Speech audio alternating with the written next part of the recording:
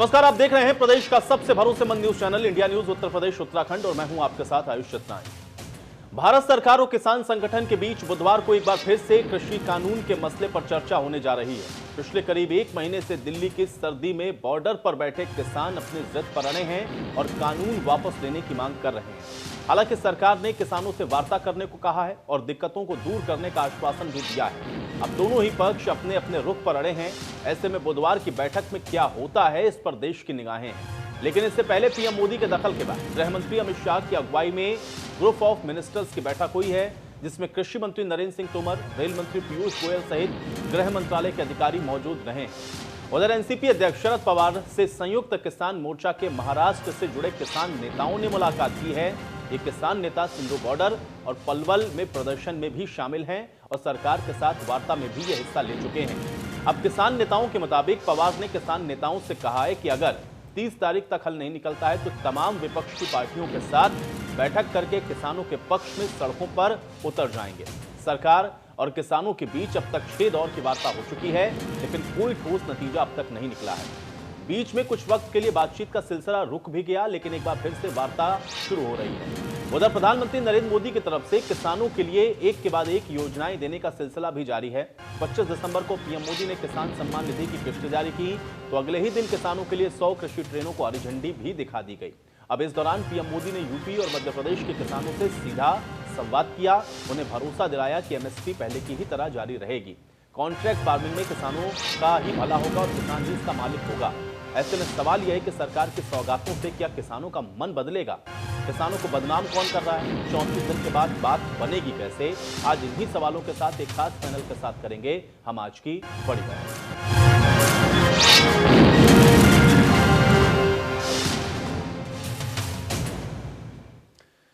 तो देश की राजधानी दिल्ली के दहलीज पर किसान झंडे लेकर लगातार डटे हैं। उनका कहना है कि सरकार की मंशा पर अभी तक उनके जहन में सवाल है। हमारे सहयोगी ने किसानों से बातचीत की है, उनकी मंशा को जाना है।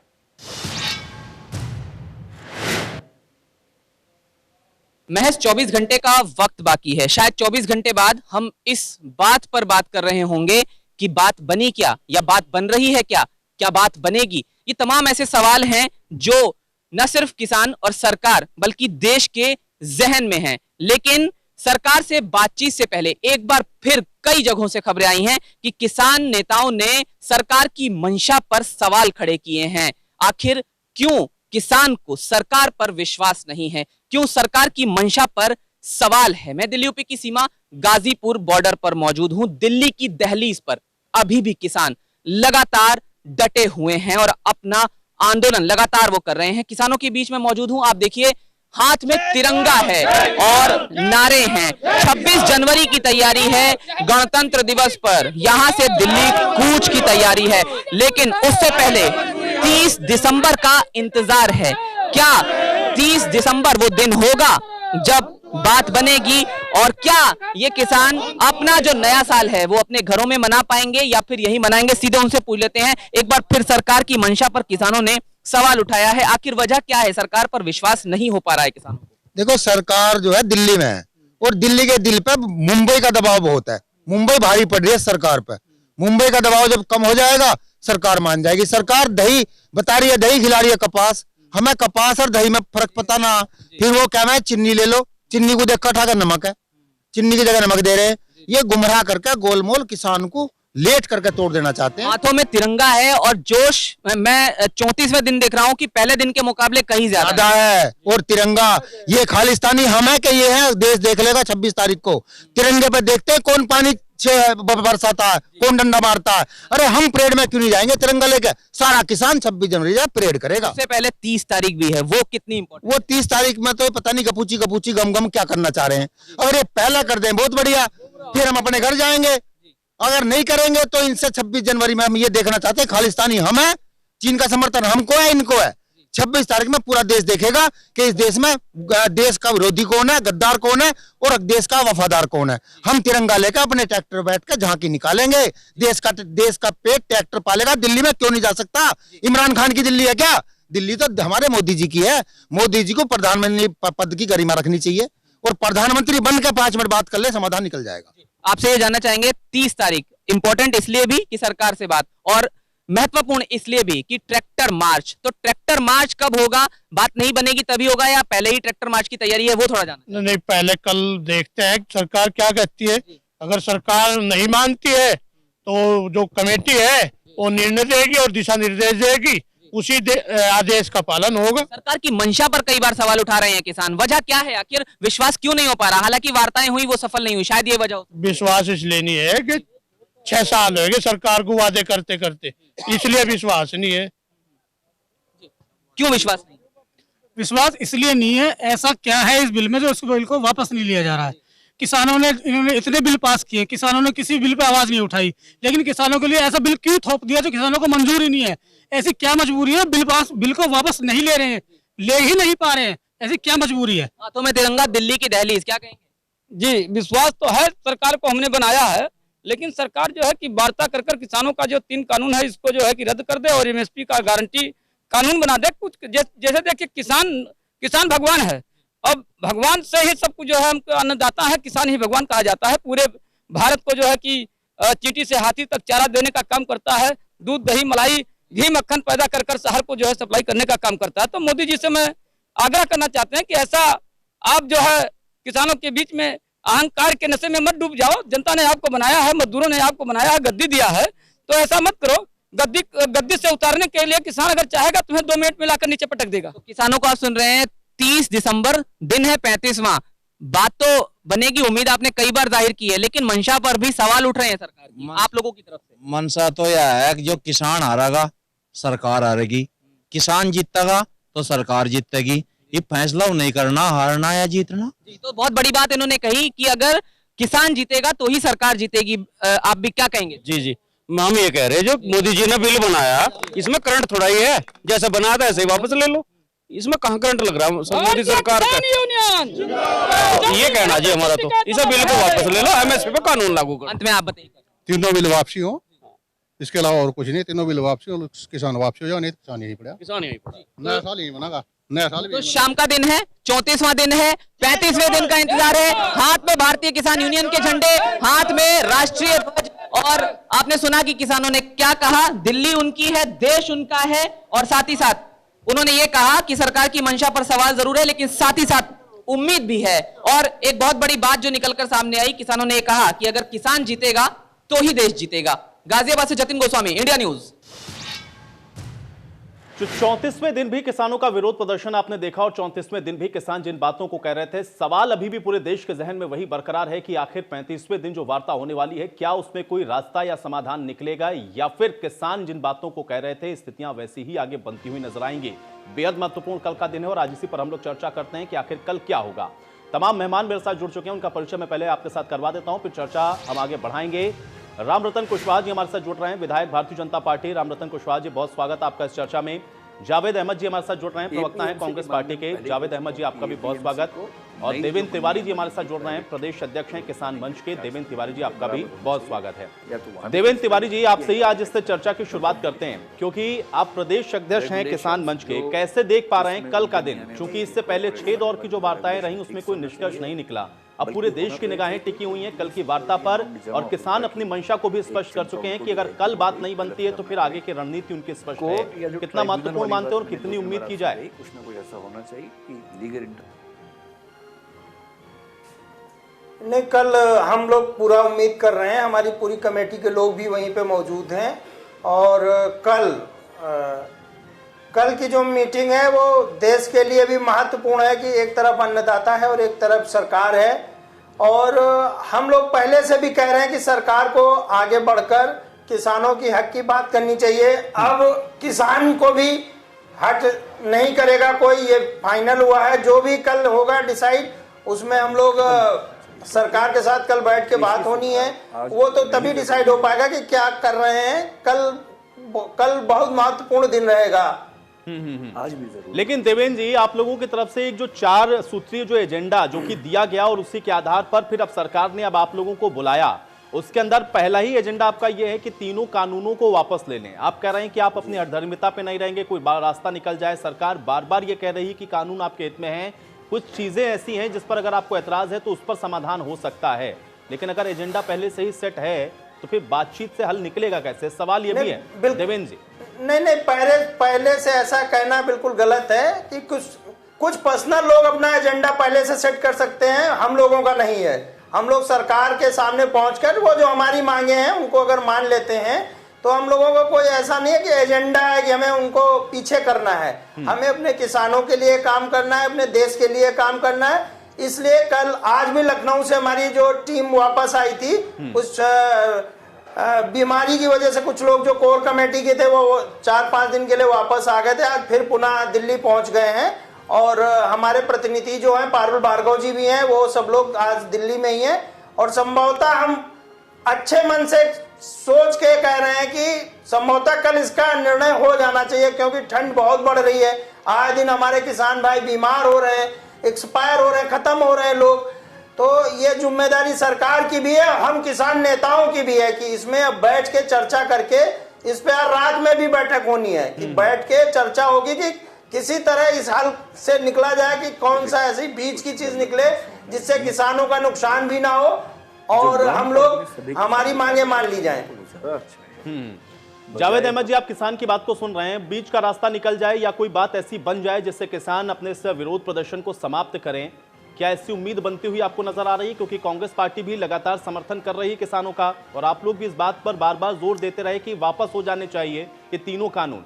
लेकिन यहाँ पर देवेंद्र तिवारी जी जो कि प्रदेश अध्यक्ष हैं किसान मंच के, वो कह रहे हैं कि अगर कोई बीच से बातचीत का रास्ता भी निकलता है तो उसका भी वो स्वागत करेंगे। अब कैसे देख रहे हैं जावेद अहमद जी आप? देखिए आयुष जी, गतिरोध को समाप्त करने का नैतिक दायित्व और संवैधानिक दायित्व तो सरकार का है। सरकार अगर गतिरोध को दूर करती है और किसान संतुष्ट होता है तो इसमें कांग्रेस को कोई एतराज नहीं है।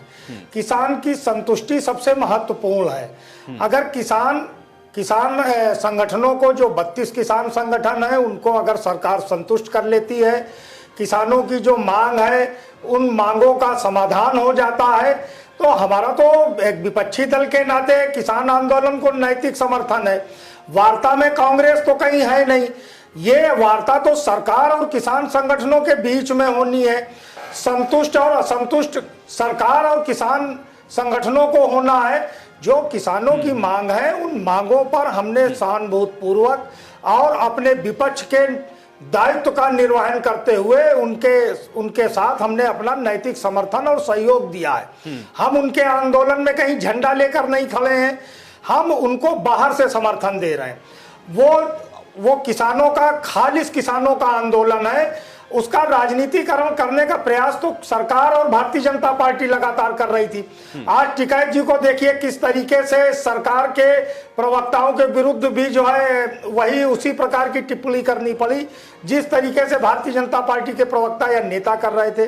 तो मेरा तो ये कहना है आयुष जी बहुत स्पष्ट रूप से कि ये सरकार तय कर ले कि उसको क्या करना है क्या नहीं करना है। अभी तक जावेद जी देखिए, ये सवाल मैंने आपसे इसलिए पूछा क्योंकि आपकी पार्टी की तरफ से तमाम प्रवक्ताओं की तरफ से ये बात बार बार कही जाती रही, आपके जो शीर्ष नेतृत्व है उनकी तरफ से भी इस बात को दोहराया गया और राहुल गांधी खुद इस बात को कह चुके हैं कि काले कानून है, वापसी से कम पर कुछ भी संभव नहीं है। लेकिन अगर किसान नेता यहाँ पर ये कहें कि बीच से रास्ता निकल सकता है, तब फिर आपका स्टैंड क्या है? क्योंकि आप तो कह रहे थे कि भाई ये काले कानून है, इससे कम पे कुछ भी मंजूर नहीं, इसको वापस ही करना है। नहीं आयुष सवाल में आयुष जी, राहुल जी ने किसान संगठनों की जो डिमांड है, जो उनकी मांगे थी, उसके आधार पर कहा था और सरकार के जो बयान आ रहे थे कि सरकार बड़ा स्पष्ट रूप से कह रही थी, दोनों केंद्रीय कृषि मंत्री, कृषि राज्य मंत्री और गृह मंत्री जी की हम रोल बैक नहीं करेंगे, किसी भी कीमत पर हम किसी भी कीमत पर किसानों की मांगों पर हम विचार नहीं करेंगे।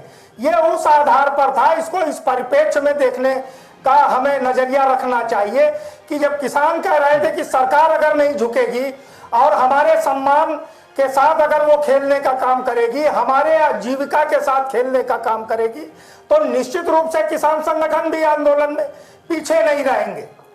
ठीक है, चलिए रामरतन कुशवाहा जी हमारे साथ जुड़े हुए हैं, विधायक भारतीय जनता पार्टी के। रामरतन कुशवाहा जी, एक तो कल का दिन इसलिए भी बेहद महत्वपूर्ण है क्योंकि अब तो आर पार की बात किसान कह रहे हैं। 34 दिनों से आप लोग लगातार देख रहे हैं, हम लोगों ने भी ये स्टेटमेंट अभी सुनवाया जो कि किसानों के साथ हमारे सहयोगियों ने भी बातचीत की है कल का दिन बेहद महत्वपूर्ण मानते हैं, क्या मान के चलें कि कल समाधान होगा? आयुष जी, मैं बिल्कुल पूर्ण रूप से विश्वास है मुझे कि कल समाधान हो जाएगा। 34 दिन से हमारा किसान सड़कों पर है, बैठा हुआ है दिल्ली में। मैं निश्चित रूप से अपनी सरकार की ओर से किसानों को आश्वस्त करना चाहता हूं कि वो वार्ता के लिए निश्चित रूप से कल समाधान की दृष्टि से विश्वास के साथ बैठें। उनका समस्याओं का समाधान सरकार करेगी। सरकार ने बार बार एक ही बात कही है कि आप आइए, हम आपसे वार्ता के लिए तैयार हैं। और इन किसान बिलों के प्रस्तुतिकरण के समय आपने देखा होगा लोकसभा और राज्यसभा में जब ये पास हुए तो ये विपक्षी दल के हमारे सांसद गण वहां मौजूद थे। इन्होंने उस समय इस बिलों का भरपूर प्रयोग करके प्रयास करके विरोध करना चाहिए था, लेकिन उस समय विरोध नहीं किया और किसान बिल पास हो गए। दूसरी बात मैं ये बता देना चाहता हूँ, इन बिलों के माध्यम से ये कांग्रेस की जो सरकार रही है ये भी इन बिलों को लगातार लाना चाहती थी, लेकिन उनकी मंशा ठीक नहीं थी। उनका सोच किसान को लाभ देने का नहीं था। हमारे किसान भाई आश्वस्त रहें, ये सरकार उनकी है और सरकार उनके समाधान के लिए तत्पर भी है। आप देख रहे होंगे किसानों की समस्याओं के समाधान के लिए हमारे यशस्वी प्रधानमंत्री जी ने हर तरह के प्रयास करके उनको संबल प्रदान किया है, उनकी आय दोगुनी हो जाए इस पर काम किया है। ठीक है, नहीं रामरतन कुशवाहा जी, देखिए इन विषयों पर मैं अभी और आगे बातचीत करूंगा, लेकिन मुझे बताइए, चूंकि आपने ये कहा कि कांग्रेस की मंशा थी वो यही बिल लाना चाहते थे, फिर आप ये भी कह रहे हैं कि उनकी मंशा ये नहीं थी कि किसान उन्नति करे, किसान प्रगति करे। भाई अगर कांग्रेस यही बिल लाना चाह रही थी तो फिर आप लोग वही बिल लेकर के क्यों आ गए? क्योंकि आप लोग तो उसका विरोध कर रहे होंगे फिर उस समय, जाहिर बात है। और अगर आप लोग पक्ष में थे तो फिर भाई कांग्रेस क्यों नहीं चाहती थी कि किसानों का हित हो जाए? आयुष जी, हमारी बात को आप समझिए, किसान इन बिलों को लाना चाहती, लेकिन उनकी मंशा ठीक नहीं थी। वो नहीं चाहते कि देश का किसान मजबूत हो जाए, जब वो मजबूत हो जाएगा तो इनसे भागने लगेगा। हमारी सरकार ने इसीलिए इस बिल को संशोधित करते हुए लाए कि किसान मजबूत हो। हमारे देश का भाग्य विधाता किसान है, किसान मजबूत होगा तभी हम मजबूत होंगे, हमारा देश मजबूत होगा। इस दृष्टि से हम इन बिलों को लाए। लेकिन रामरतन कुशवाहा जी, फिर क्या वजह रही कि भाई 34 दिन से 6 दौर की वार्ता इसके बीच में भी हुई है, विफल रही है, और कल कैसे उम्मीद करने के साल निकल जाएगा? क्योंकि 34 दिन से तो किसान को आप नहीं समझा पाए। इनमें किसान कम है, किसान की अपेक्षा विपक्ष के लोग ज्यादा हैं, इसलिए ये आंदोलन चल रहा है। किसान तो अपने खेतों पर काम कर रहा है। मैं विश्वास से कहता हूँ, मेरा पूरा बुंदेलखंड मैं खुद देख रहा हूँ, एक भी किसान आंदोलन में आज तक शामिल नहीं हुआ। किसान यूनियन के लोग हमारे पास भी आए थे, मैंने उनसे कहा आप वार्ता करने से क्यों भाग रहे हैं? आपको वार्ता करने के लिए बुला रही है सरकार, आप आइए, ससम्मान आपके साथ वार्ता करेंगे, आपकी जो भी समस्या है उसको हम सुनेंगे और उसका समाधान भी देंगे। ये लोग कहते हैं एमएसपी खत्म कर रही है सरकार, एमएसपी कभी खत्म नहीं होनी है, मंडियां कभी खत्म नहीं होनी है। आपको पूरा आश्वस्त कर रहे हैं। आपके बिल बनाने की बात है तो आप जब तक बैठ के वार्ता नहीं करेंगे तब तक हम आपकी बात को कैसे ये समझें कि आप हमसे क्या चाहते हैं। चलिए, कुल मिलाकर के रामरतन कुशवाहा जी, आप फिर से उसी विषय पर आए। आपने कहा कि भ्रमित करने की कोशिश हो रही है। ठीक है, चलिए देवेंद्र जी, मैं आपके पास आऊंगा। मदन चौहान जी इस बीच हमारे साथ जुड़ रहे हैं, पूर्व राज्य मंत्री समाजवादी पार्टी। मदन चौहान जी, आपका भी इस चर्चा में बहुत स्वागत है। मदन जी, कल 7वें दौर की वार्ता होनी है, 34 दिन से किसान विरोध कर रहा है और आज भी किसान इस बात को कह रहा है कि अगर कल बात नहीं बनती तो आगे की रणनीति उनकी बिल्कुल स्पष्ट है। क्या उम्मीद आप कर पा रहे हैं कि कल इससे कोई समाधान निकलेगा कल की वार्ता से? देखिए, जहाँ तक उम्मीद करने की बात है, निकलना चाहिए समाधान, लेकिन ये ऐतिहासिक धरना किसानों का, इतना बड़ा धरना किसी ना किसी वजूहात के तहत होता है। आज किसान जिस मुसीबत को झेल रहा है और इस कड़ाके की ठंड में अगर वो पड़ा है तो असली किसान वही है, और इस कड़ाके की ठंड में अगर वो पड़ा है तो असली किसान वही है। ये जो नकली और असली में उलझाया जा रहा है, इसको उलझाने की बजाय इसका समाधान ढूंढना चाहिए।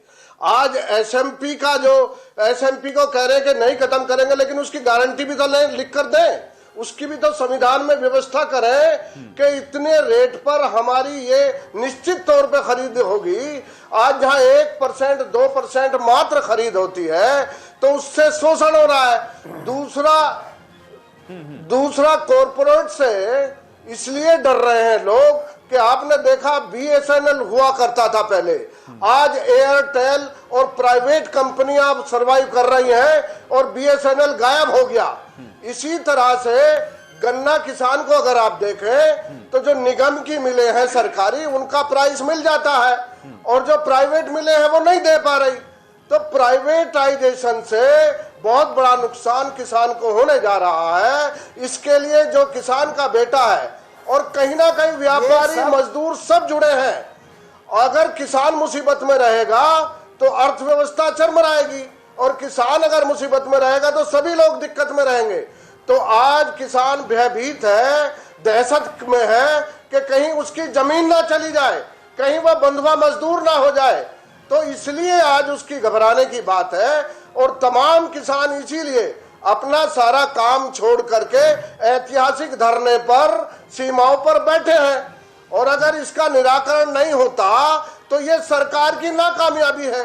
सरकार को किसान की हालत देखते हुए आज गन्ना किसानों का भुगतान प्राइवेट मिलों के द्वारा एक साल हो गया, उनका नहीं हो पाया पेमेंट।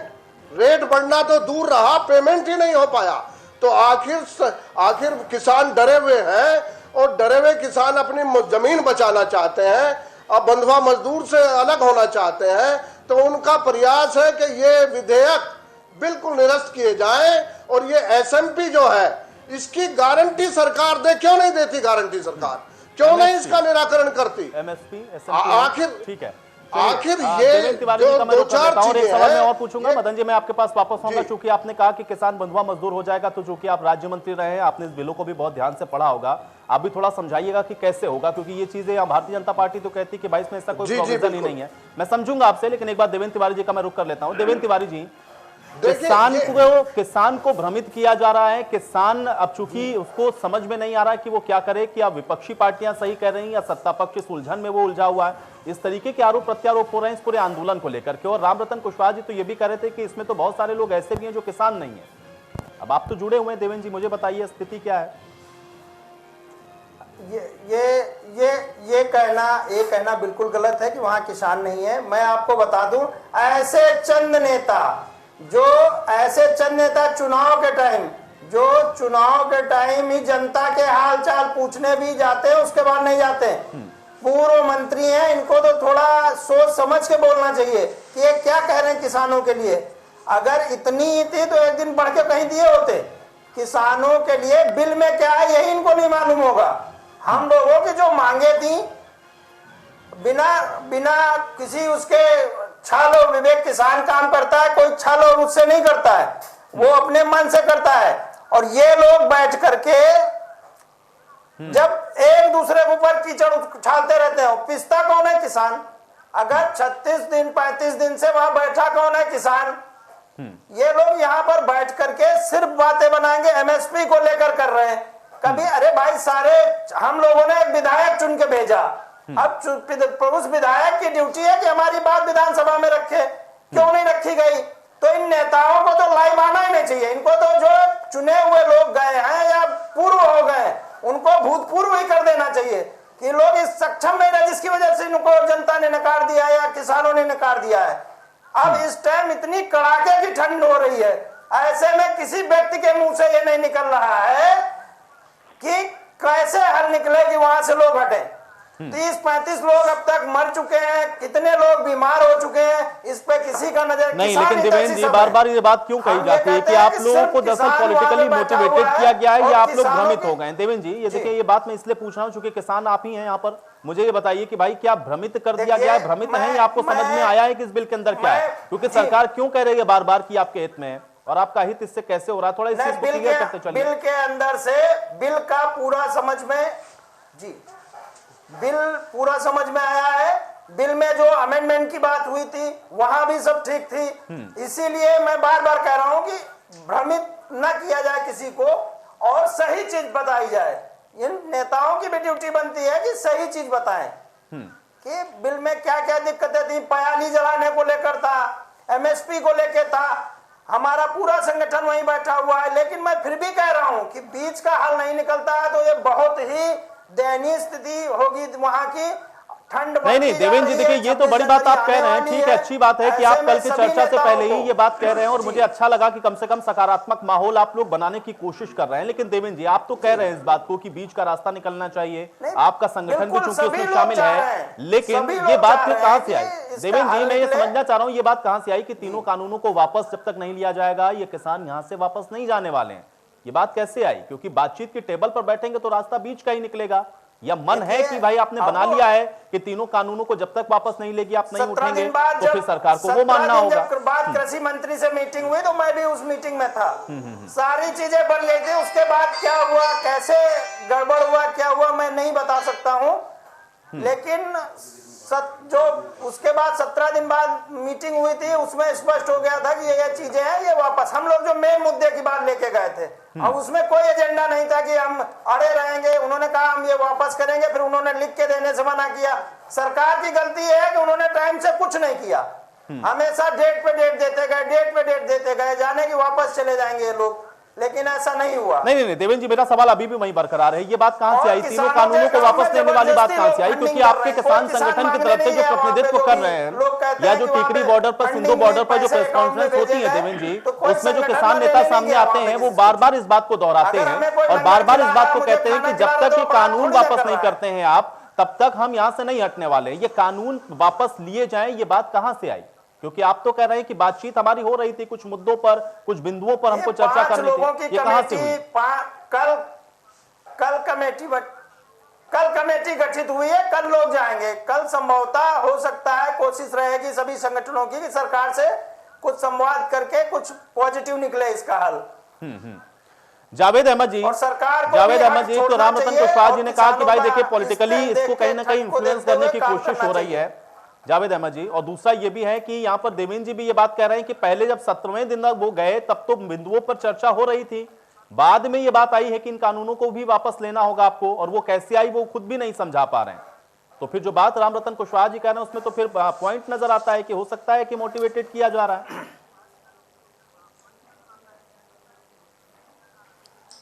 देखिए, मोटिवेटेड अपने ढंग से तो किसान आंदोलन को भारतीय जनता पार्टी ने करने का प्रयास किया। अब अगर ये मोटिवेशन की बात है तो जब ये प्रधानमंत्री जी बिल के रूप में इसको लाए थे तो सबसे पहला लिखित विरोध आयुष जी राष्ट्रीय स्वयंसेवक संघ के किसान संगठन भारतीय किसान संघ ने किया था। प्रधानमंत्री और कृषि मंत्री जी को पत्र लिखा था। जब ये कानून के रूप में आया तो जनसंघ के समय से आज तक इनका सहयोगी रहा शिरोमणि अकाली दल, उसने सत्ता का त्याग किया और एनडीए का भी त्याग किया। तो ये भारतीय जनता पार्टी कहने की हिम्मत कैसे दिखा रही है? फिर इस आंदोलन को तरह तरह से लांछित करने का, कलंकित करने का प्रयास किया। अरे राम रतन जी तो किसान जात से हैं एक तरीके से, बुंदेलखंड के अंदर। अरे आप उस सरकार के हिस्सेदार हैं राम रतन जी जिसने मार्च के महीने से आपके ही इलाके में सबसे पहले शुरुआत की किसानों के निजी ट्यूबवेल पर 58,000 की सब्सिडी पर रोक लगाने का काम किया, आज तक नहीं मिली। गांव से जुड़ी गाय आपके बुंदेलखंड में गौशाला में मरी, आज मिर्जापुर में मर गई। और 2011 का प्रधानमंत्री जी का वो वक्तव्य देखिए, वो रिपोर्ट देखिए जिसमें बहैसियत मुख्यमंत्री मोदी जी ने कहा था कि किसान को एमएसपी की और भुगतान की गारंटी होनी चाहिए। आज धनदाताओं के आगे समर्पण करते हुए वो किसान और अन्नदाताओं का विरोध क्यों कर रहे हैं? 2011 में मुख्यमंत्री रहे नरेंद्र मोदी अगर इस बात को कह रहे थे तो 2011 से 14 तक तो फिर सरकार चला रहे थे ना आप। एमएसपी की गारंटी क्यों नहीं दे गए किसानों को आप लोग? जावेद जी,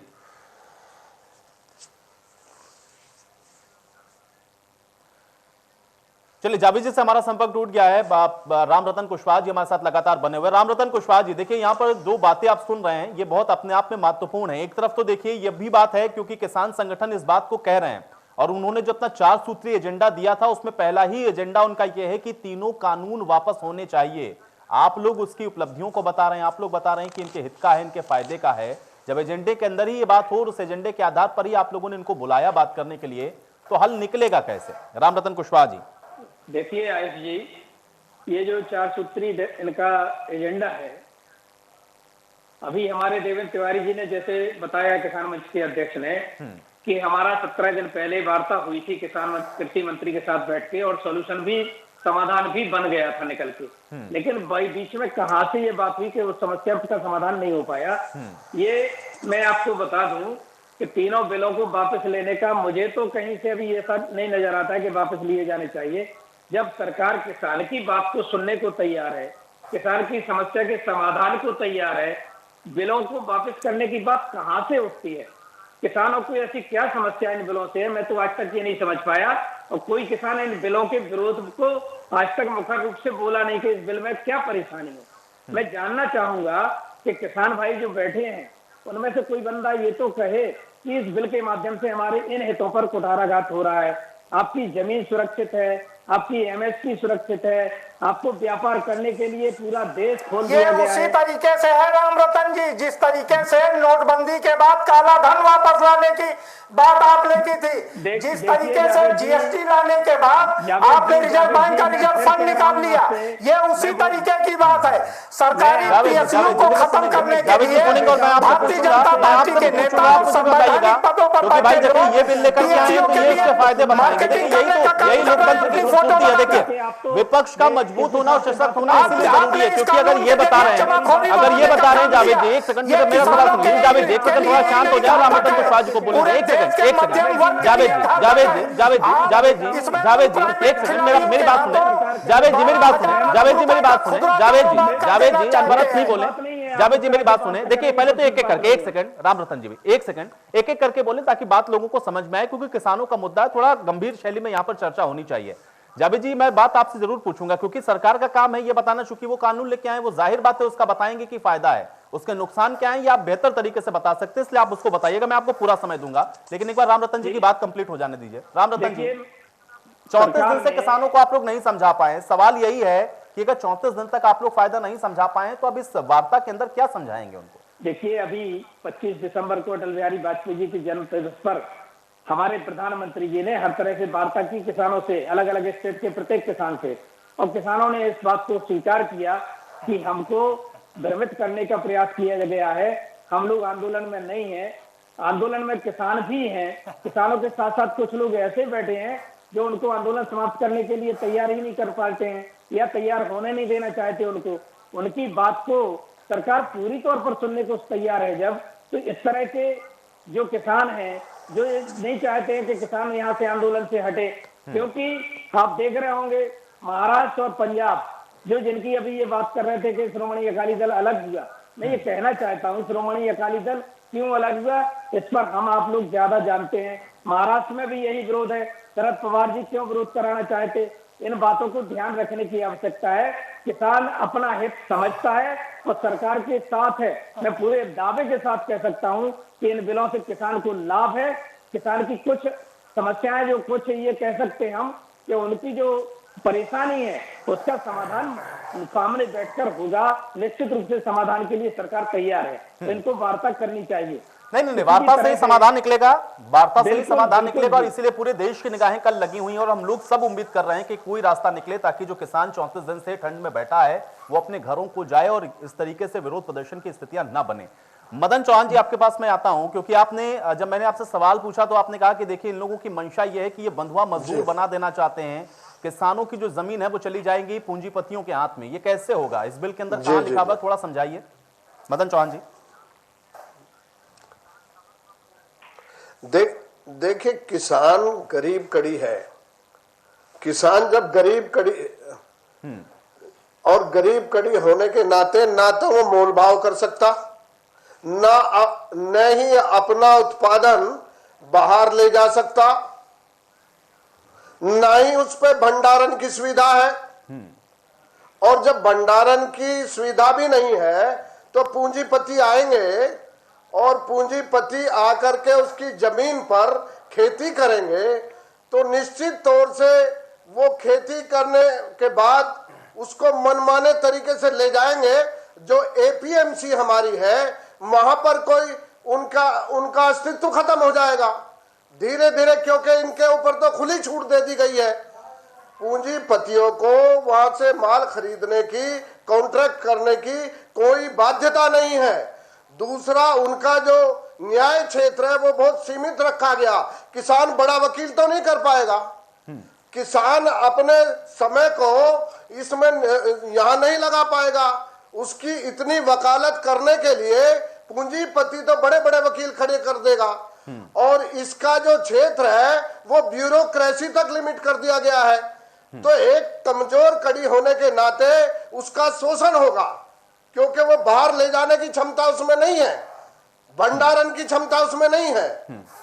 और जब पूंजीपति के कब्जे में बात आएगी तो वो बेचारा बंधुआ मजदूर भी और जमीन भी छोड़ बैठेगा। तो ये सवाल है, क्योंकि किसान भी दिमाग रखता है, रोटी खाता है, तो वो ये समझ चुका है कि जहां कॉरपोरेट आया, बड़े पूंजीपति आए, तो छोटी जो लोग हैं उनका शोषण होगा, और उस शोषण से बचना चाहते हैं। ठीक है, क्यों नहीं सरकार एसएमपी आपने को बताया, मजबूत करती? आपने एक हाइपोथेटिकल सिचुएशन बताई, और वाकई में आशंकाएं होती हैं, कोई भी चीज आती है तो उसके ऊपर चर्चा बिल्कुल होनी चाहिए, स्वस्थ माहौल में होनी चाहिए। लेकिन इसमें कहीं बाध्यता तो नहीं है ना किसान को कि आप कॉन्ट्रैक्ट फार्मिंग ही करिए? अगर बाध्यता नहीं है तो किसान अपना भला बुरा सोच के ही करेगा ना जो करेगा। देखिए, बाध्यता की मैं आज आपको एग्जाम्पल बता देना चाहता हूं। जब कोई फसल है वो आपदा में भी कभी कभी निमल और अच्छी हो जाती है।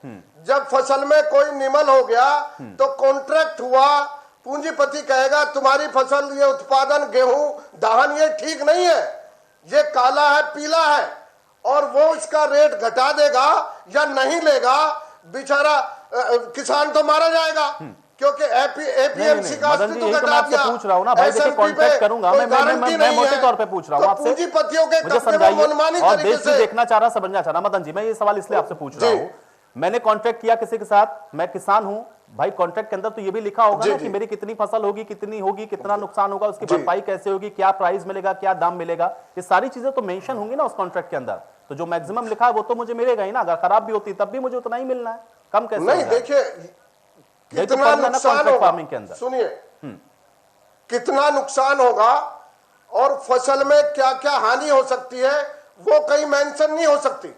आज भी सरकार देखिए, क्योंकि अंकुश तो रहेगा नहीं पूंजीपतियों पर, आज भी सरकार फसल हानि का जो उसको भरपाई मिलती है वो ना के बराबर है, और 80% में 100% में से मुश्किल से 10% लोगों नहीं, मदन जी, यही बात तो बार बार भारतीय जनता पार्टी कह रही है, और यही तो समझने की कोशिश पूरा देश कर रहा है कि चलिए ठीक है, एक व्यवस्था जो है जो पुरानी चली आ रही है उस व्यवस्था को खत्म तो नहीं किया ना। अगर किसान को लगता है कि उसको पुरानी व्यवस्था पसंद है तो वो जैसे मंडियों में बेचता था वो आगे भी मंडियों में बेचता रहे, उसमें क्या समस्या है? किसान को बाध्य तो कहीं नहीं किया जा रहा है ना इसमें। वो मंडियों को अब इसका जवाब क्या है? ठीक है, मैं जावेद जी से भी समझता हूं। जावेद जी, विपक्ष के प्रतिनिधि होने के नाते, विपक्षी दल के प्रवक्ता होने के नाते मुझे बताइए, क्योंकि बार बार ये कहा जा रहा है कि दरअसल इस एक्ट के अंदर जो खामियां हैं उस पर हम चर्चा से उसको संशोधित करने को तैयार हैं। दूसरा ये है कि इससे ऐसा कुछ नहीं है जैसा पोर्ट्रे किया जा रहा है, यानी कि भ्रमित करने की कोशिश है। ये भ्रम कौन फैला रहा है और क्या होगा इससे किसानों का? मुझे बताइए क्या दिक्कत है, जावेद अहमद जी। देखिए आयुष जी, इसमें भ्रमित सरकार कर रही है। देखिए कृषि राज्य का विषय है, इसको ट्रेड और कॉमर्स एक्ट के तहत क्यों लाया गया, पहली आशंका। दूसरी आशंका ये समझिए आप कि आपने जमाखोरी को बढ़ावा दे दिया। अभी मदन चौहान जी जो बात कर रहे थे किसान की उपज की, आप किसान की उपज का इस कानून के बाद एक ताजा परिणाम भी आ गया है। इंदौर के एक भारतीय जनता पार्टी के बड़े व्यापारी हैं आदित्य राज कोबरा, उन्होंने सिवनी एक जगह है मध्य प्रदेश में, मालवा के इलाके में एक जनपद है, वहां पर उन्होंने लगभग 1.25 करोड़ रुपए की किसानों की उपज को क्रय करने का काम किया, और 60 लाख रुपए का भुगतान किसानों को उन्होंने नहीं दिया। ये अभी पिछले हफ्ते की बात है, इसमें एनसीआर भी दर्ज हुई है। जब किसानों का भुगतान नहीं मिला और किसानों ने जिला मुख्यालय पर प्रदर्शन किया तो उनसे कहा गया कि आप उप जिला अधिकारी के यहाँ इसके लिए दावा दायर करिए। तो किसानों ने कहा कि हम दावा दायर करेंगे, होगा क्या, इसने धोखाधड़ी की है, इसके खिलाफ मुकदमा लिखिए। तो 3 कुछ किसानों को, राम रतन जी आप सुन लीजिएगा, उसमें सबसे पहला किसान है सुखलाल कुशवाहा, जिसके प्रार्थना पत्र पर FIR दर्ज न करके सिवनी में NCR दर्ज की प्रशासन ने, अब ये कहा कि जांच होगी उसके बाद देखा जाएगा क्या हो सकता है। तो अब इस कानून में ये है कि अगर किसान की उपज हम खरीद कर भाग जाए, एक पैन कार्ड धारक भाग जाए और वो उसको भुगतान न करे, तो वो गरीब किसान जो है SDM के यहाँ जाएगा। SDM के यहाँ से उसका दावा अगर खारिज हो गया तो जिला अधिकारी के न्यायालय में जाएगा। और आप जानते हैं, आप अच्छी तरह जानते हैं कि ये प्रशासनिक अधिकारियों के न्यायालय में क्या अन्नदाता के पक्ष में जो है कोई फैसला होगा कि धनदाताओं के पक्ष में फैसला होगा। सरकार का जो इशारा होगा उस तरफ जाएगा। ये इस तरीके की जो आशंकाएं हैं वो आप समझने का प्रयास कीजिए, और इसके लिए किसान को आपको संतुष्ट करना पड़ेगा। ये जिस तरीके से मई 2019 में लैंड यूज चेंज करके वेयर हाउस चुपचाप बनाए गए, हरियाणा के अंदर फॉर्च्यून ग्रुप को क्यों खरीदा गया, ये 12,000 अरब रुपए के खुदरा कारोबार को कैप्चर करने की एक साजिश है। ये उसके लिए ये किसान नहीं, पूरे देश के आम जनमानस के गले में फांसी का फंदा है। अमेरिका जैसा छोटा देश 867 करोड़ डॉलर की सब्सिडी अपने किसानों को देता है, और हमारे देश के अंदर किसानों की सारी सब्सिडी छीन ली गई। कृषि उपकरणों पर भी टैक्स लगा दिया गया, उसको GST के दायरे में लिया। हमारी केंद्र सरकार ने तो इतना अच्छा काम किया है, 70 साल का नारा लगाते हैं। मार्किन और लंकलाट नाम के 2 कपड़े ये कफन के काम आते थे, उस पर भी टैक्स लगाया इस सरकार ने। ये आप समझने का प्रयास करिए कि किस तरीके से आज वही किसान आशंकित। चलिए अब इसका मैं जवाब लेता हूँ। रामरतन कुशवाहा जी, क्योंकि आप लोग तो बराबर कह रहे हैं कि भाई देखिए इसके ये फायदे हैं। अब ठीक है, किसान हो सकता है कि उन बातों को उस तरीके से ना बता पा रहा हो, लेकिन यहाँ बैठी हुई विपक्षी पार्टियां तो बता रही ना बिंदुवार तरीके से रामरतन जी कि ये दिक्कतें हैं। अब इसका क्या जवाब है? ठीक है जावेद जी, अब जवाब लेते हैं। जावेद जी अब रामरतन जी को सुनेंगे। ठीक है जावेद जी रामरतन जी की बात बता रहे थे कि कॉन्ट्रैक्ट फार्मिंग में हमारे किसान को नुकसान होगा। कॉन्ट्रैक्ट फार्मिंग की कृषि आपको जानकारी में दे दूं, कॉन्ट्रैक्ट फार्मिंग में जो भी एग्रीमेंट होगा किसान उस एग्रीमेंट को बाध्य नहीं है मानने को, जबकि एग्रीमेंट सामने वाली पार्टी बाध्य होती है। किसान चाहे जब चाहे तब उस एग्रीमेंट को निरस्त कर सकता है और मानने को बाध्य नहीं है। और जहां तक ये न्यायपालिका की बात बीच में लाए हैं जावेद जी कि SDM के यहाँ जाना पड़ेगा, फिर DM के यहाँ जाना पड़ेगा, मैं न्यायपालिका पर पूरा विश्वास करता हूँ। न्यायपालिका किसान हित के लिए निरंतर उसकी बात को सुनने को रहेगी। मैं कॉर्पोरेट की बात है, आप बताइए पंजाब में अकाली दल के लोगों के पूरे भंडार गृह बने हुए हैं। माननीय विधायक जी, मैं एक छोटा सा प्रश्न है माननीय विधायक जी, यहाँ न्यायपालिका जाने की किसान को आज्ञा नहीं है। वो SDM और जिलाधिकारी कोर्ट के अलावा कहीं जा ही नहीं सकता है। उसका अगर भुगतान मर गया तो मर गया, ये है प्रश्न। न्यायपालिका को इसमें नहीं शामिल किया गया है। जिलाधिकारी का नाम लिया है, मैं बता दूं SDM और जिलाधिकारी राजस्व के कर्मचारी अधिकारी हैं, इनको किसान की बात को सुनना पड़ेगा। ये संविधान में व्यवस्था राजस्व अधिकारियों के लिए है, और किसान जब अपनी बात को लेके जाता है तो उनकी समस्या का समाधान SDM और जिलाधिकारी ही करते हैं। हम लोग उनके लिए सरकार की ओर से पूरा प्रश्रय देते हैं किसान को किसी भी तरह से। हम ये जानते हैं कि कॉन्ट्रैक्ट फार्मिंग से कोई नुकसान होने वाला नहीं है। यदि हमारी फसल बहुत अच्छी होती है और कॉन्ट्रैक्ट फार्मिंग के आधार पर कॉन्ट्रैक्टर को अगर ज्यादा लाभ होता है तो ऐसी व्यवस्था है कि उसको परसेंटेज पर किसान को बोनस भी देना पड़ेगा। ये व्यवस्था हमारे सरकार के माध्यम से की गई है, इसलिए किसान। लेकिन रामरतन कुशवाहा जी, जावेद जी ने सिवनी का जो एग्जाम्पल दिया यहाँ पर, भाई देखिए भविष्य में स्थितियां कैसी भी हो सकती है ना, इसीलिए तो चर्चा जरूरी है। देखिए मैं बता दूं, प्राइवेट खरीद केंद्र की जो बात ये कह रहे हैं, सिवनी जिले में मेरे तक कभी इस तरह की कोई बात नहीं आई है। फिर भी इनके पास अगर है तो निश्चित रूप से सरकार को इस बात पर ध्यान देना चाहिए कि ऐसी व्यवस्था गड़बड़ाए ना जिससे किसान को नुकसान हो। और मैं किसान के साथ हूँ, किसान के हित के लिए तत्पर हूँ। सरकार से कल समाधान के लिए अपनी वार्ता विस्तृत अच्छे ढंग से रखेंगे, सरकार उनके पक्ष को सुनेगी और सरकार समाधान देगी, मुझे ऐसा विश्वास है। ठीक है देवेंद्र जी, मुझे ये बताइए, क्योंकि उम्मीद देखिए सब कर रहे हैं, यहाँ पक्ष भी यही बात कह रहा है, विपक्ष भी कह रहा है कि भाई हल निकले, लेकिन देवेंद्र जी मुझे ये बताइए, सवाल मैं बार बार आपसे यही पूछ रहा हूं, क्योंकि ये बात किसान संगठन बार बार कह रहे हैं, पुरजोर तरीके से कह रहे हैं और आज भी ये बात कही गई है, कल आपको वार्ता करनी है। ये कहा जा रहा है कि वापस नहीं लेंगे तो फिर कोई बात होनी ही नहीं है। और ऊपर से एमएसपी को गारंटीड आप हमको बताइए, कानून बनाइए, बिजली को लेकर समस्या थी उसका समाधान करिए, पराली को लेकर के समस्या थी उसका समाधान करिए। इस तरीके के 4 बिंदु हैं जिसमें पहला बहुत महत्वपूर्ण है कि वापस ही लेना होगा। तो फिर हल की उम्मीद हम करें कैसे? देवेंद्र पहली चीज जो हम लोगों का, पहले तो इन विधायक जी, माननीय विधायक जी को मैं कहूंगा और पैनल में बैठे हुए सभी लोगों से कहूंगा कि आप सभी लोग किसान घर से ही आए होंगे। किसी भी एमएलए ने, किसी भी सांसद ने इस महत्वपूर्ण जो बिल आया था जिसमें इतनी सारी प्रॉब्लम्स थी, बैठ के ये नहीं बताया कि इसमें खामियां क्या है। मैं सबसे पहले सरकार का भी कहना चाहूंगा कि सरकार ने जब बिल बनाया तो ये 4 चीजें 5 चीजें छूटी कैसे? इसका मतलब कहीं चूक हुई है। सरकार ने पयाली पे बना दिया, एसडीएम के ऊपर नहीं जा सकते हैं, भंडारण को लेके बना दिया, और एमएसपी का जो था उन्होंने बाद में कहा कि हम चीजें नहीं करेंगे। लेकिन आप सोचो कि ये चीजें हुई क्यों? इसका मतलब ये जो नेता और आईएएस बड़े बड़े 5 स्टार 7 स्टार में बैठकर हमारे माथे पे लिखते हैं, ये गलत है। ये किसान के बच्चे समझ गए हैं, सबको समझना चाहिए कि ये नहीं होना चाहिए। अगर किसान का काम है तो किसान की कमेटी हो, जो जमीनी स्तर पे लोग काम कर रहे हैं। ये नहीं कि स्टूडियो में हम बैठ के बड़ी बड़ी बातें कर रहे हैं। आज ये स्थिति ना होती देश की, जो पहले से बैठ के इस पे कुछ निर्णय होता और किसानों से पूछा जाता। हम लोगों ने तो प्रतिनिधि चुने, उनको भेजा कि भाई ऐसा कहना गलत है कि 50 साल कांग्रेस ने, 60 साल कुछ नहीं किया, बीजेपी ने 10 साल कुछ नहीं किया। जो भी आएगा वो काम करेगा, कम करेगा ज्यादा करेगा ये बात है, लेकिन करेगा तो है ही सरकार में रह के। लेकिन माननीय विधायक जी, माननीय सांसद, माननीय मंत्रियों से मैं बार बार निवेदन करता हूं कि ऐसी स्थिति क्यों आती है कि विरोध हो।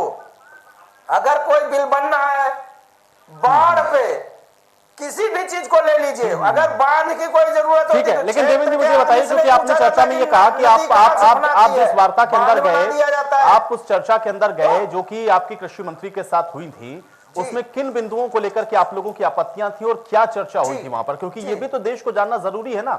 और फिर ये बात यहाँ से बढ़ते बढ़ते यहाँ तक कैसे पहुंची कि इसको वापस करना होगा, क्योंकि ये समझना जरूरी है देश को इस समय। देवेंद्र जी, किन बातों पर चर्चा हुई? बताना चाहता हूँ आपको जी, हाँ जी, मैं बताना चाहता हूँ आपको कि हम लोगों का जो पहला था, जब हम पहले गए हैं वहां पे धरने पे, एमएसपी को लेकर, पयारी को लेकर, कंटेंट फार्मिंग को लेकर कि हमारी मंडियां खत्म की जा रही हैं, इन 3 चीजों को लेके गए थे कि और हमारा एसडीएम के ऊपर हम अप्रोच नहीं कर सकते हैं। इन चीजों को लेकर गए थे।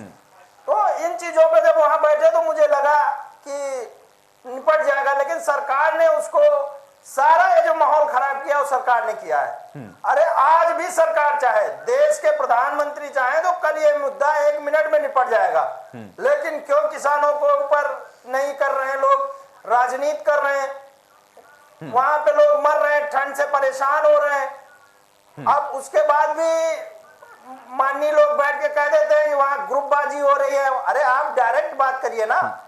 तो देवेंद्र जी, आप मान रहे हैं कि सरकार आपकी बात को लेकर के गंभीर नहीं है? आप ये कहना चाह रहे हैं देवेंद्र जी कि आपकी बात को लेकर के सरकार गंभीर नहीं है? और बात फिर वहीं पर आ गई, फिर तो मंशा पर सवाल है ना, क्योंकि यही सवाल तो हम लोग किसानों से पूछ रहे हैं। अगर मंशा पर सवाल है सरकार की तो हल निकलेगा? बैटरी लो,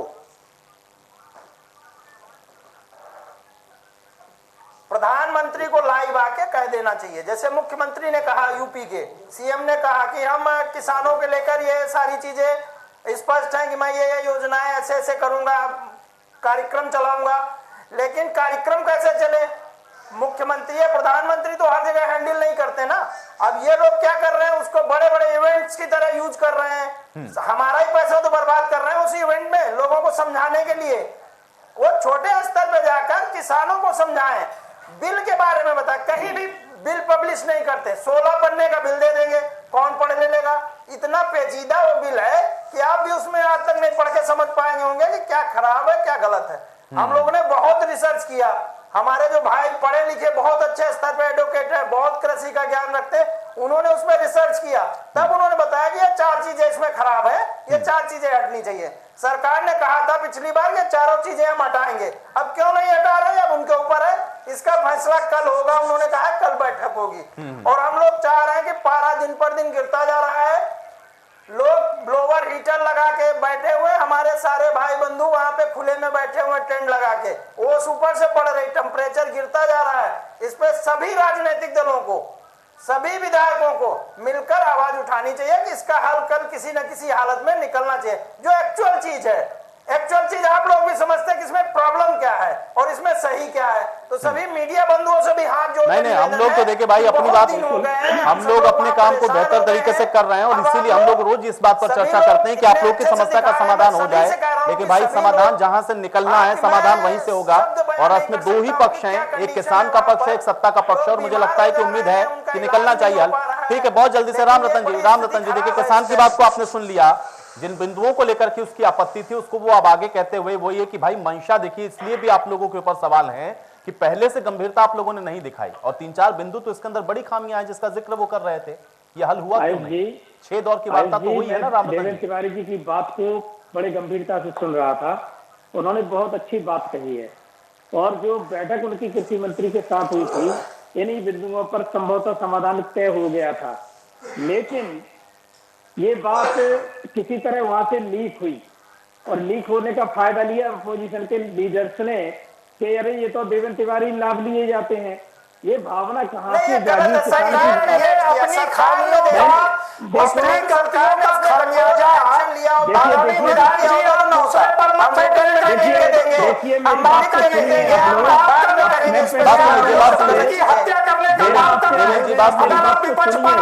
जावेद जी आप भी बात सुन लेते हैं, देखिए सुनने से ही होगा ना, सुनेंगे नहीं तो समझ में ही नहीं आएगा किसने क्या कहा। आप मेरी बात तो सुनिए। आप राम रतन जी देखिए, समाधान जब होता दिखा तो निश्चित रूप से मैं कह सकता हूं कि ये कहीं ना कहीं से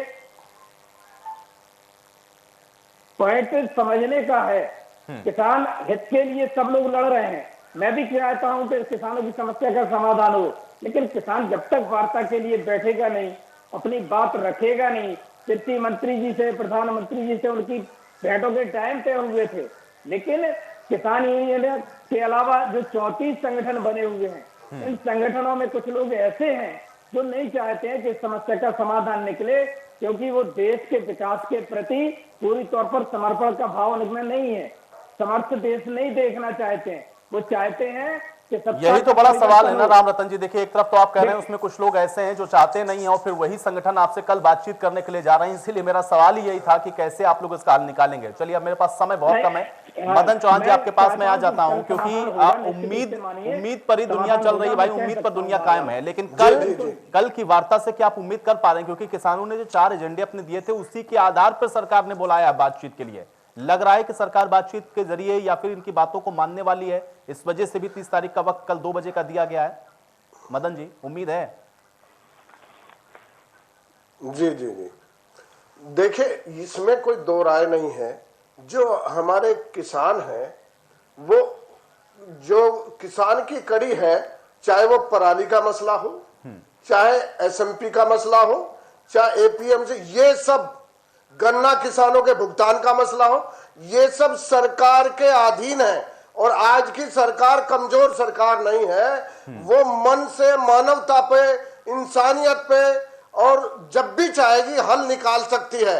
आज किसान 34 दिन से बैठा है तो करुणामयी हृदय बना करके इन मांगों को मांग करके इस मसले को हल कर देना चाहिए। ये कोई भारी मसला नहीं है। एसएमपी की गारंटी कोई भारी मसला नहीं है। गन्ना किसानों का पेमेंट भारी मसला नहीं है। पराली पत्ती जलाना किसान का कोई भारी मसला नहीं है। और ये जो कॉरपोरेट को देने की बात है, जब भी प्राइवेटाइजेशन हुआ, चाहे टेलीकॉम में हुआ या किसी और जगह हुआ, वो प्राइवेट लोगों ने उसको बंद करा दिया जो सरकारी उपक्रम थे।